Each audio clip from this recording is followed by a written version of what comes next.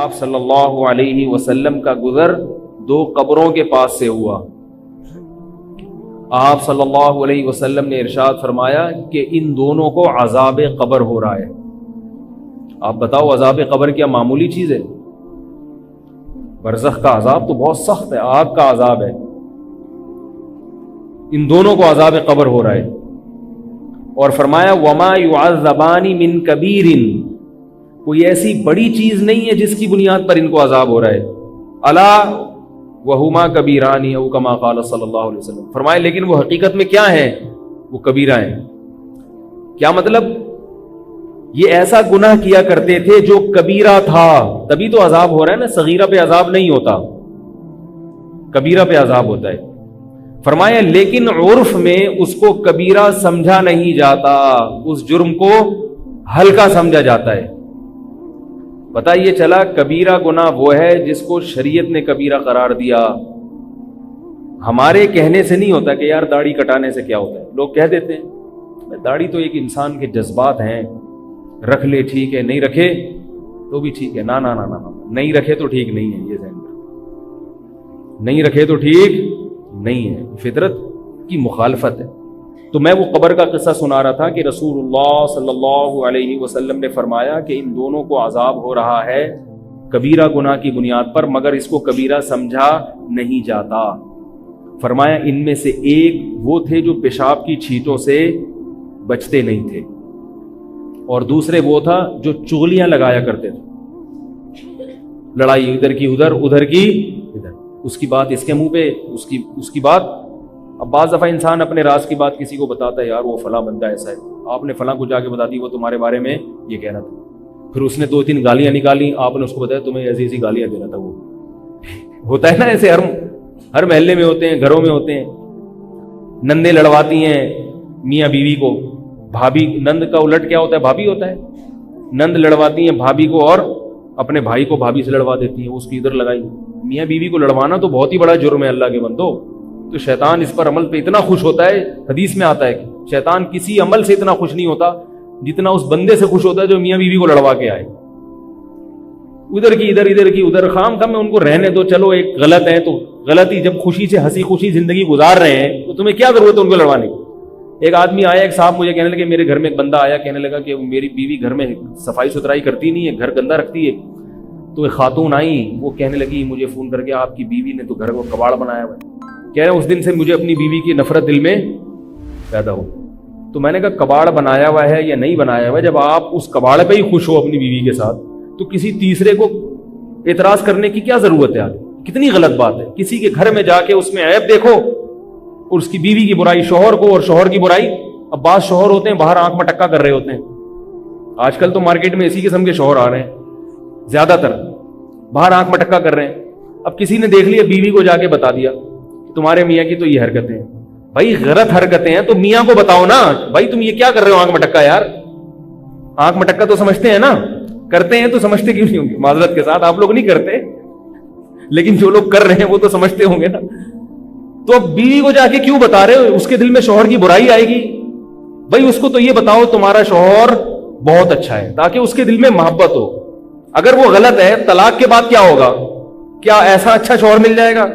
ابھی تو آنکھ مٹکے والا ملا ہے، ابھی دوسرا وہ اس سے بھی بڑی فلم ہوگا، وہ پتہ نہیں کیا ہو، کیا نکلے، اور گھر بچے رل جائیں گے، بڑی مصیبتیں کھڑی ہو جاتی ہیں۔ تو چغلیاں لگا کے دوستوں میں لڑائیاں پیدا کروانا، امام مسجد کو مقتدیوں سے بدگمان کرنا، مقتدیوں کو امام سے بدگمان کرنا، کمیٹی کو انتظامیہ کو امام سے، امام کو انتظامیہ سے، ہر آدمی ایک دوسرے کے خلاف لڑوا رہا ہے ایک دوسرے۔ محبت کی باتیں کم ہو رہی ہیں، لڑائی کی باتیں، بھائی بھائی کو لڑوایا جا رہا ہے، بہن بہنوں کو لڑوایا جا رہا ہے، سب پتہ نہیں ہم بچے ہوئے کیسے۔ اسی طرح یاد رکھو، حکومت کو عوام سے لڑوانا، عوام کو حکومت سے لڑوانا، یہ بھی غلط ہے۔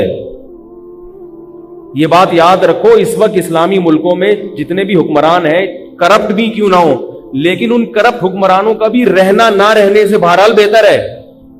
ابھی میرے پاس لوگوں کی کلپس آتے ہیں کہ سعودی عرب کے بادشاہ نے امریکہ کے ساتھ یہ کیا، اتنے اس کو کروڑوں روپے کے تحفے دے دیے۔ میں کہتا ہوں غلط کیا، سعودی عرب کے بادشاہ کو ایسا نہیں کرنا چاہیے۔ امریکہ کی غلامی میں بہت ہی زیادہ آگے نکل گئے ہیں یہ لوگ، واقعی غلط کر رہے ہیں۔ کروڑوں روپے کے اس کو ڈونلڈ ٹرمپ کو ہدایہ دے دیے، اور اس کی تعریفیں اور پتہ نہیں کیا ان کے پیچھے جا رہے ہیں.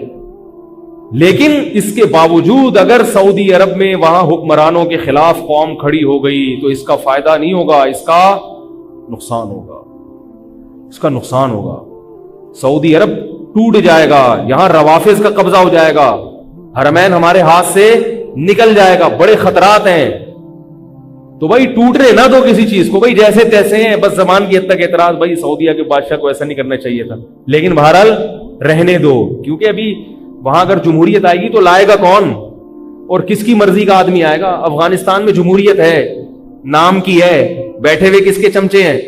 امریکہ کے چمچے بیٹھے ہوئے, اور افغانستان کا بیڑا غرق کرتے چلے جا رہے ہیں, کھائے جا رہے ہیں افغانستان سے, پتہ نہیں کیا کیا دھاتیں نکال رہے ہیں.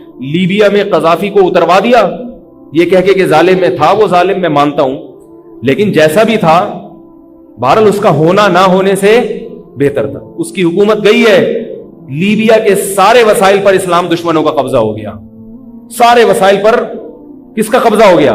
اسلام. عراق میں صدام حسین جیسا مرضی تھا, عیاش تھا, ظالم تھا, جو مرضی تھا, لیکن اس کو ہٹا کے ہمیں کیا ملا؟ کیا خلافت قائم ہو گئی وہاں پہ؟ بولو بھائی, سارے وسائل کس کے قبضے میں؟ اسلام دشمنوں کے قبضے. وہ تیل کے کنویں بھر بھر کے لے رہے ہیں, اتنا انہوں نے تیل جمع کر لیا, موجہ ہی موجہ, اور ہم یہاں بیٹھے ہوئے ہیں. او بھائی جو تو حکمرانوں کے خلاف عوام کو ایسا کر دینا کہ وہ تلوار لے کے ان کے خلاف کھڑے ہو جائیں. ہاں زبان سے جہاد ضروری ہے, ان کی غلط پالیسیوں پہ ان کو ٹوکنا کہ یہ غلط ہو رہا ہے, یہ صحیح ہو رہا ہے, یہ تو ضروری ہے, کیونکہ یہ ورنہ یہ بالکل ہی آؤٹ آف کنٹرول ہو جائیں گے. لیکن ان کے خلاف اگر لڑو گے تو نتیجہ کیا نکلے گا؟ تمہاری رہی صحیح قوت بھی ختم ہو جائے گی. تو نہ لڑو, محبت میں پیدا کرو گھروں میں بھی. تو نبی صلی اللہ علیہ وسلم نے فرمایا ان دونوں کو عذاب کیوں ہو رہا ہے؟ کبیرہ گناہ کی وجہ سے. ایک پیشاب کی چھینٹوں سے نہیں بچتے تھے اور دوسرے چغلیاں. اور پھر آپ صلی اللہ علیہ وسلم نے شاخ رکھی ہری, فرمایا جب تک یہ ہری ہے لعلہ یخفف عنہما, شاید ان پر عذاب کم ہو جائے. تو اب یہاں ایک بات ہے, یہ یاد رکھو, قبروں پہ ہری شاخیں لگانا جائز نہیں ہے. یہ نبی کی خصوصیت تھی, کیونکہ کسی صحابی سے یہ ثابت نہیں ہے کہ انہوں نے قبر پہ درخت لگایا ہو یا شاخ لگائی. تو یہ غلط ہے, لوگ قبروں پہ درخت لگا دیتے ہیں. درخت لگائیں گلی محلے میں جہاں پبلک ہوتی ہے. مردے پبلک کے حکم سے خارج ہو گئے. آپ کہیں گے وہاں بھی تو بہت زیادہ پبلک ہے, لیکن ان بیچاروں کو درختوں سے کوئی فائدہ نہیں ہوتا, وہ تو خود درخت کی کھاد بن جاتے ہیں بیچارے. تو جڑیں قبروں میں چلی جاتی ہیں تو ان کو کوئی فائدہ نہیں ہے. بلکہ اور یہ قبرستان میں درخت لگانے کا ایک نقصان یہ ہوتا ہے کہ سارے ہیروئن کی چرسیوں کو وہاں چھپنے کی جگہ میں, سارے زانی وہاں پہنچ جاتے ہیں, سارے عامل اور جادوگر وہاں پہنچ جاتے ہیں. تو اب آپ جا کے دیکھو یہ اتنے گھنے قبرستان ہیں کہ اس میں مردوں کو تو کوئی فائدہ نہیں ہو رہا. مردہ تو قبر کے اندر ہے نا, اس کو تو ایئر کنڈیشن بھی لگا دو بیچارہ, اس کے لیے تو یہ دنیا ختم ہو گئی اس کا. بلکہ مردوں کو نحوست ہو رہی ہوگی ان کی, جو وہاں پر جو غلط حرکتیں ہو رہی, اس کی نحوست شاید مردوں کو نقصان نہ پہنچا رہی ہو. تو اس لیے درخت لگاؤ, زندوں کو ضرورت ہے بھائی درختوں کی, مردوں کو درختوں کی ضرورت بولو بھائی نہیں, زندہ کو ضرورت ہے درخت کی, تاکہ وہ تھوڑے دن اور زندہ رہ سکے وہ بیچارہ. تو دوسرا انہوں نے کیا, پیشاب کی چھینٹوں نہیں بچتے تھے. یہاں میں ایک تھوڑا سا مسئلہ بتا دوں, وہمی لوگ بہت ہوتے ہیں. اب وہمی یہ حدیث سن کے پیشاب کرنا ہی چھوڑ دیں گے. حقیقت بتا رہا ہوں یار, چھینٹنا پڑ جائے. تو حدیث کا مطلب فقہا سے سمجھنا چاہیے, فقہا سے. فقہا کہتے ہیں پیشاب کی جو بہت باریک باریک چھینٹیں ہوتی ہیں وہ معاف ہیں. یہاں وہ چھینٹیں مراد ہیں جو بالکل موٹی موٹی چھینٹیں ہوں, اور چونکہ ان کی عادت تھی کہ وہ بچا نہیں کرتے تھے, تو جب بار بار چھینٹیں پڑتی ہیں بار بار, تو کپڑا اتنا ناپاک ہو جاتا ہے کہ جس سے پھر نماز نہیں ہوتی. پھر نماز نہیں ہوگی تو یہ کبیرہ گناہ بن جائے گا کہ نہیں بن جائے گا؟ باقی بہت باریک باریک اگر چھینٹیں پڑ گئی ہیں تو وہ معاف ہیں, ان میں نہ پڑا کریں. حضرت زین العابدین جو تھے نا, مشہور امام گزرے, حضرت امام زین العابدین اہل بیت کے, وہ کیا کرتے تھے جب انہوں نے پیشاب کے بارے میں حدیثیں سنی.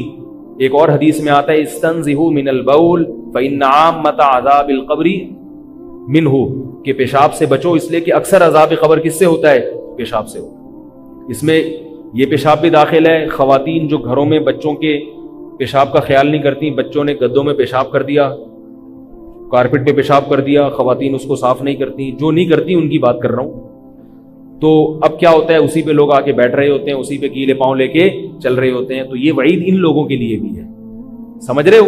خواتین کو چاہیے کہ کچھ کام پیمپر کرے گا، کچھ آپ بھی کر لیں. پیمپر اپنی ذمہ داری پوری کرتا ہے، لیکن بیچارہ کسی دن پیمپر لگا رہنا بھول گیا وہ. تو اب کیا ہے کہ اگر بچے نے کہیں بیڈ پہ کر دیا تو اب آپ نیچے ایک ٹب رکھیں اور اس گدے پہ اوپر پانی ڈال کے پانی بہا دیں. نیچے جب پانی گرنا شروع ہو جائے گا 2-3 دفعہ یہ عمل کرے تو وہ گدا پاک ہو جائے گا. اب اس سے خواتین کہتی ہیں تو گیلا ہو جائے گا، تو وہ تو ہو گیا نا پیشاب سے گیلا. کتنا آسان طریقہ ہے پاک کرنے کا. ہم یہ تھوڑی کہہ رہے ہیں گدا اٹھا کے لے جاؤ اس کو ڈرائی کلینر کو دو. جہاں پیشاب لگا ہوا ہے نیچے ایک ٹب رکھا، گدے کے بیڈ کے نیچے ٹب رکھا، اوپر جگ ڈالا پانی سے، جگ یا لوٹا کوئی بھی چیز ہو، 2-3 دفعہ اس کو ایسے کیا تو وہ جب آر پار ہونا شروع ہو جائے گا تو پاک ہو جائے گا. کارپیٹ پہ اگر پیشاب ہو گیا ہے، کارپیٹ کو نیچے سے آپ لے جائیں، کوئی ٹب رکھ دیں کارپیٹ کے نیچے، اوپر اس کے پانی ڈالیں تو وہ پانی جب نیچے بہنا شروع ہو جائے گا تو کارپیٹ کیا ہو جائے گا؟ پاک ہو جائے گا. کیا خیال ہے؟ پلاسٹک پہ اگر پیشاب ہو گیا ہے، پلاسٹک ہے اس پہ اگر پیشاب کر دیا ہے تو اب اس میں نیچے گدا وہ نہیں رکھ سکتے ٹب. تو اس کا طریقہ یہ ہے کہ پوچھا لیں، اسے اس پیشاب پہ خشک کریں، پھر اس پوچھے کو پانی سے دھو کے نچوڑیں، پھر دوبارہ اس پیشاب پہ 3 دفعہ یہ عمل کریں گے تو پلاسٹک کیا ہو جائے گا؟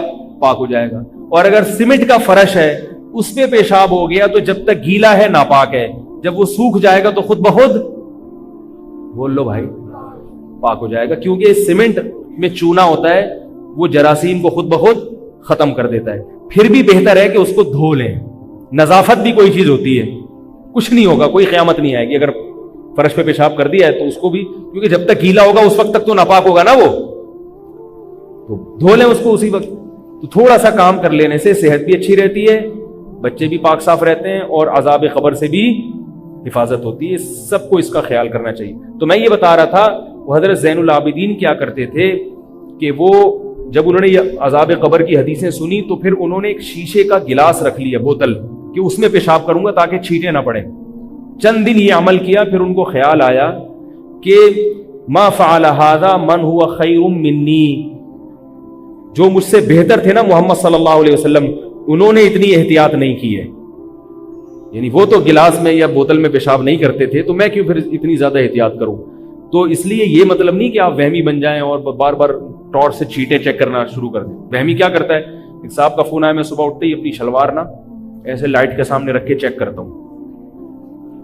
صبح اٹھتے ہی اپنی شلوار، کوئی نشان تو نہیں لگا ہوا، کوئی گندگی نکلی ہو کوئی.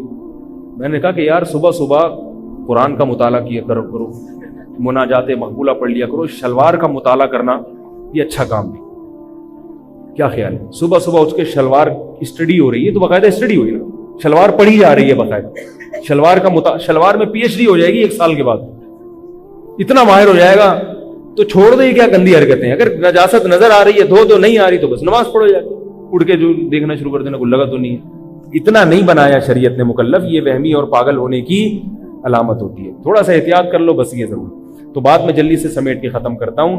تو وہو العزیز الغفور، اللہ زبردست غالب ہے اور اللہ خوب مغفرت کرنے والا ہے ان لوگوں کی جو توبہ کرنا چاہتے ہیں. تو میں یہ عرض کر رہا تھا کہ کبیرہ گناہوں میں داڑھی کاٹنا بھی ہے، لیکن علماء اس کو زیادہ اس لیے بتاتے کہ بہت سے لوگ کاٹ رہے ہیں، لیکن ہے بہرحال کبیرہ گناہ. تو ہمت کر کے رکھنا شروع کر دیں. سمجھ رہے ہو؟ اور سب سے بڑا کبیرہ گناہ تو کیا ہے؟ نماز کا قضا کر دینا. اور حقوق العباد میں سب سے بڑا کبیرہ قتل کرنا انسان کو، اور والدین کو ستانا. یہ اکبر الکبائر ہیں، یعنی کبیرہ میں بھی جو بڑے کبیرہ گناہ ہیں. تو ہماری ذمہ داری ہے ہم گناہوں سے توبہ کریں اور فرائض اور واجبات کو آسان طریقے سے پورا کریں. یہ پورے اسلام میں داخل ہونا پڑے گا. پھر کوئی کوتاہی ہو تو اللہ سے توبہ کر لیں، پھر دوبارہ کوتاہی ہو جائے پھر توبہ کر لیں، پھر کوتاہی ہو جائے پھر توبہ کر لیں. یہ طریقہ رہے گا پھر اللہ تعالیٰ کے وعدے ہیں، اللہ تعالیٰ کی طرف سے خوشخبریاں ہیں. نہیں تو پھر خوشخبریاں نہیں ہیں. یہ ہماری غلط فہمیاں ہیں جن کو ہم خوشخبریاں سمجھیں. اللہ تعالیٰ ہم سب کو صغائر کبائر گناہوں سے بچنے کی توفیق عطا فرمائے.